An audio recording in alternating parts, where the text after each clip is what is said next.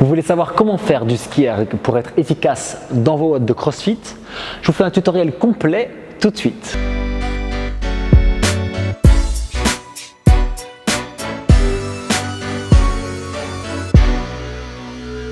Salut la team, salut CrossFitter, je suis Jack, je crois à l'entraînement intense et intelligent pour avoir des résultats sans blessure et pouvoir le faire à long terme en s'éclatant au passage. C'est dans cette démarche que j'ai créé avec d'autres spécialistes de leur discipline la programmation Train to Compete.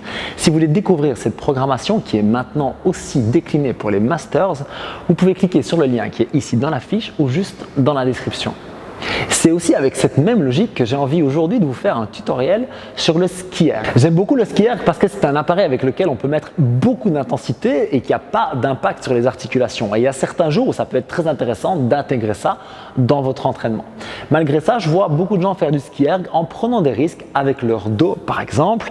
Quand on ne plie pas les jambes, ça peut vraiment devenir délétère à ce niveau-là.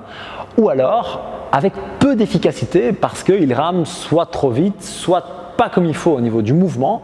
Bref, c'était pour toutes ces raisons que j'avais envie de faire un tutoriel complet. C'est parti. La première chose à comprendre avec le ski erg, c'est que le moniteur PM5 en l'occurrence et la roue sont exactement les mêmes qu'au rameur. Ça vient de la même marque Concept 2. Ils ne se sont pas trop pris la tête là-dessus et en même temps ils ont raison parce que ça remplit bien sa fonction qui est de nous donner une unité de mesure et un mouvement fluide. Ça veut aussi dire que ramer ou en l'occurrence skier entre 5 et 6, c'est déjà une très bonne base. Vous n'êtes pas obligé de mettre la roue très haute comme je vous expliquerai juste après. Donc il y a deux choses importantes qu'on peut retenir pour le rameur et pour le ski erg. La première, c'est que vous pouvez avoir de bonnes performances avec une résistance que l'on va qualifier de moyenne voire de faible. Entre 4,5, 5 et 6, vous pouvez largement faire des très bonnes performances en étant moins fatigué au niveau musculaire. La deuxième chose, c'est que la machine va réagir aux accélérations. C'est-à-dire que je vais avoir beaucoup plus de résultats si je crée une accélération puissante que si je fais plein de petits mouvements comme ceci. Un peu donc de la même logique du rameur, on va avoir un mouvement puissant sur la descente, un retour calme et contrôlé. Vous allez être plus efficace et moins fatigué. Je vous parlerai plus tard dans la vidéo de comment optimiser les mètres ou les calories, mais dans un premier temps, je voudrais bien vous parler de la position de travail et de son exécution. On va commencer avec les mains bien hautes à chaque fois. Et un petit détail intéressant, c'est de mettre ici le côté de la main sur le rebord. Ça va vous donner beaucoup plus de force quand vous allez tirer et ça va beaucoup moins fatiguer votre grippe que si vous allez dans l'autre sens. Pour le positionnement des pieds maintenant, il faut que vous compreniez que la machine va mieux réagir si vous avez un mouvement vertical que si vous vous éloignez. Ici, vous allez être beaucoup plus vite limité, vous allez beaucoup moins créer de puissance au niveau de la roue. Donc le jeu, c'est quand vous abaissez, vous voulez pouvoir garder un mouvement le plus vertical possible, le plus longtemps possible, jusqu'à la fin pour faire votre tour. Pour ça, donc, moi, je place les pieds à peu près avec un tiers de mon pied devant la base, ici, de la tâche. Max, qui est un petit peu plus petite, met la moitié de son pied, elle. À vous de voir où vous vous sentez bien, mais en tout cas, là derrière, on a tous essayé et franchement, ça ne fonctionne pas du tout. Parlons efficacité et sécurité maintenant. Le ski erg, ça va donc être le fait de tirer ses poignets du haut vers le bas de la manière la plus puissante possible. Comment est-ce que vous allez pouvoir atteindre cet objectif? En étant efficace, ça veut dire en ayant un bon résultat, en économisant l'énergie, mais aussi en protégeant votre dos. Le principe, c'est que évidemment, vous allez devoir plier les jambes. Le problème, si vous ne pliez pas les jambes, c'est qu'à un moment donné, vous allez être fatigué, vous allez vouloir aller plus bas, et sans plier les jambes, ça va donner ça.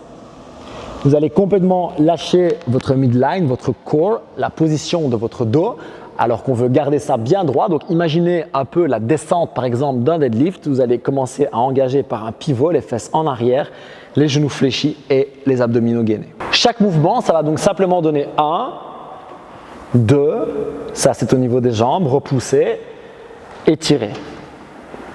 Repousser, étirer. Et vous allez avoir un mouvement continu comme ceci et j'insiste bien, je dis tirer. Alors quand je dis tirer, ce n'est pas que avec les bras, c'est aussi littéralement vous tirer vers le bas avec les ischios en tirant vos fesses vers le bas et vers l'arrière. C'est vraiment grâce à ça que vous allez pouvoir créer un mouvement puissant et donc de gros résultats sur le ski erg. Avant de vous parler du retour et de comment économiser votre énergie sur ce retour, je vais vous montrer ce que ça donne.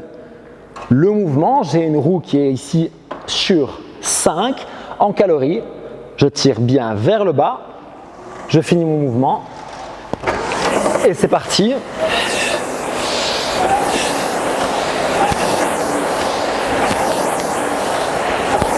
Voilà, je suis ici à 35 coups par minute et à 1250 à peu près calories. Alors, comme vous pouvez le voir ici sur le boîtier, les coups par minute, ce sont les S/M, à savoir les strokes per minute, donc le nombre de coups de rame, ou en l'occurrence de coups de ski, que vous allez faire sur la minute.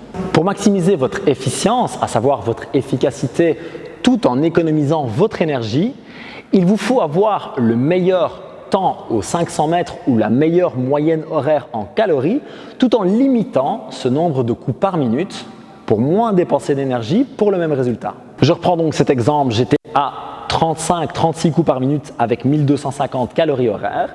Si je vais beaucoup plus vite mais que je fais des tout petits mouvements comme je vois tout le temps,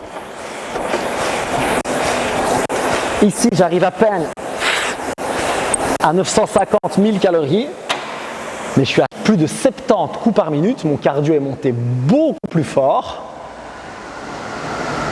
Ce qui veut dire que ma rentabilité est moindre et mon énergie dépensée plus élevée. Bref, c'est vraiment pas le bon calcul. Vous l'avez donc compris, vous voulez être puissant sur la descente. Comment est-ce qu'on va faire ça? On va utiliser l'amplitude, ça veut dire qu'on va aller chercher très très haut, mais on va aussi utiliser tout son poids de corps. Ça veut dire que quand je suis un peu fatigué, je suis grand donc j'ai moins besoin de le faire, mais ça m'aide quand même. C'est-à-dire que non seulement je vais tirer avec mes fesses vers le bas, mais je vais aussi tirer avec mes pieds vers le bas. Je vais faire quoi? Je vais donc monter sur la pointe des pieds, tirer d'abord mes talons vers le bas, tac, et puis mes fesses. Et c'est vraiment cet élan qui va me donner encore plus de puissance sur ma descente. Si vous êtes petit, vous pouvez même envisager de sauter. Franchement, on a l'air un peu con, mais pour lancer la machine, ça marche super bien. Donc au lieu de commencer statique ici, vous allez aller pointe de pied, hop, tirer vers le bas. Et si vous le voulez, vous pouvez même sauter un peu.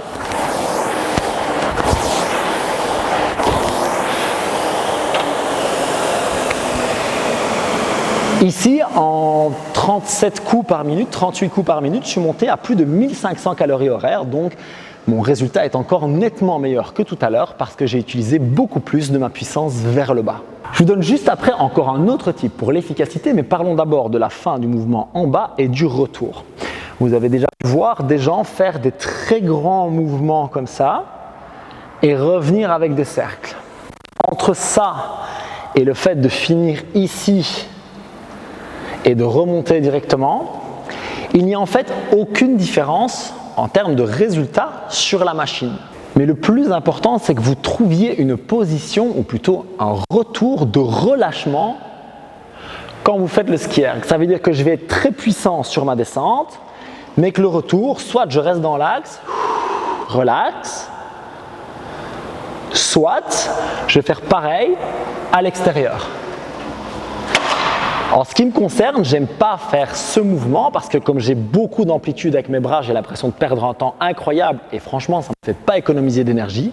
Mais je peux comprendre que ça vous aide. Essayez donc les deux techniques, un retour direct ou un retour par l'extérieur et voyez ce qui vous convient le mieux. Dans les deux cas, la chose extrêmement importante, c'est de vous relâcher. Et moi, j'aime bien aussi imaginer que je fais, entre guillemets, l'arbalète. Ça veut dire quoi? J'arme avant de lâcher. Ça veut dire que j'imagine déjà en fait que je suis en train de préparer mon corps. Je m'ouvre bien ici, je serre mes fesses pour retirer ici, je suis bien ouvert et refermer vers l'arrière. Et c'est vraiment cette ouverture relâchée qui me permet de gagner encore énormément en puissance. Au niveau de la respi, on va caler notre respiration sur le mouvement. Soufflez sur la descente, prenez une grande inspiration profonde. Idéalement, vous allez la prendre par le nez, bien profonde. Si maintenant vous avez très peu de cale et que c'est un sprint, vous pourriez envisager de aller un peu plus hardcore, mais comme ce sont souvent plutôt des longues plages de travail sur le ski erg, je vous recommande cette technique, très maîtrisée, même si vous êtes puissant. Relax, puissant.